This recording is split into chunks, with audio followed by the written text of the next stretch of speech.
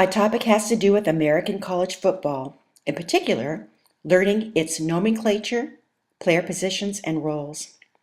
My desire to do this comes from my younger son's offer and acceptance of an NCAA football scholarship to the University of Nevada. I've been an avid fan and supporter of both my sons' athletic endeavors throughout their public school years, whether it was soccer, baseball, water polo, track and field, golf, or football. But my younger son's scholarship has taken my interest and role to a different level. I wanted to be able to really understand the game of football, to be able to talk about it, know what I'm saying, to be able to join in and initiate intelligent conversations, and understand innuendos with my family, especially my sons and friends. In essence, to become a Wolfpack football mom.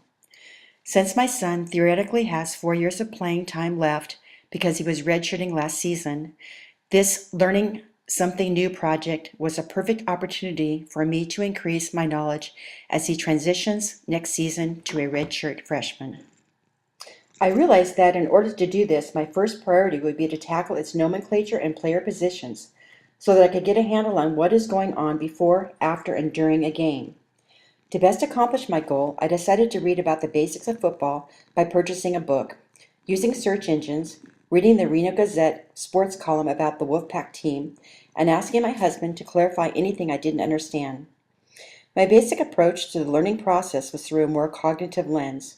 I chose this approach because A, I wasn't aware of others since I began this project last August with little knowledge of social science theories, for example from Greeno, situativity perspective, or situated cognition such as from Lav and Wigner, introduced this semester. And B, due to my limited knowledge of the game, my husband suggested that I start with the basics of understanding the college football game, its terminology including various playing positions, before he would help me to understand the basic offense and defense strategies, because it's rather irritating to have someone, me, constantly asking someone, my husband, why certain penalties were called or why players are making certain moves during the actual game.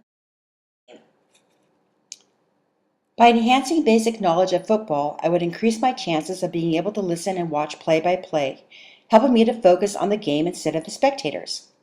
A social constructivist approach emphasizes the collaborative nature of learning. According to this theoretical framework, individual learning occurs as the result of the learner's interactions with others, and more specifically, as a consequence of interactions with more knowledgeable others. The implication of this perspective for teaching and learning is that social interactions facilitate learning by providing the subject with more learning opportunities that purposefully target his or her zone of proximal development. For example, the difference between what the learner can do independently versus what the learner can do with support, Vygotsky's theory. And as a result, the learner develops abilities that include generalizing and transferring knowledge, building deeper understanding of what's being learned, and developing problem-solving and reasoning skills. Stretches your zone of proximal development. My approach, constructivist learning, helped me, as Dr. Fusco stated in an early fall Illuminate session, to move from my comfort zone to where the magic begins. The design of a more symbolic processing perspective constructive approach helped me to acquire specific cognitive objectives. I'm now ready to apply my new knowledge that I learned to what is required in an authentic real-world situation. Next season, I'll move towards a situativity lens, which focuses on interactive systems of activity in which the individual is only one part. This theory will be a perfect fit for me because I'll be part of an intact Wolfpack parent-player activity system in which I will participate. This learning theory, as proposed by Greeno, Resnick, and Collins, would not have been the best approach without increasing my background knowledge first. Towards the end of last semester, I read a classmate's workplace analysis paper. She explained that blogs are cognitive tools that, through the eyes of a constructivist, individuals fashion their own knowledge and their relationships to the world through the use of tools. I decided to test it out and began reading the archived ESPN football blogs.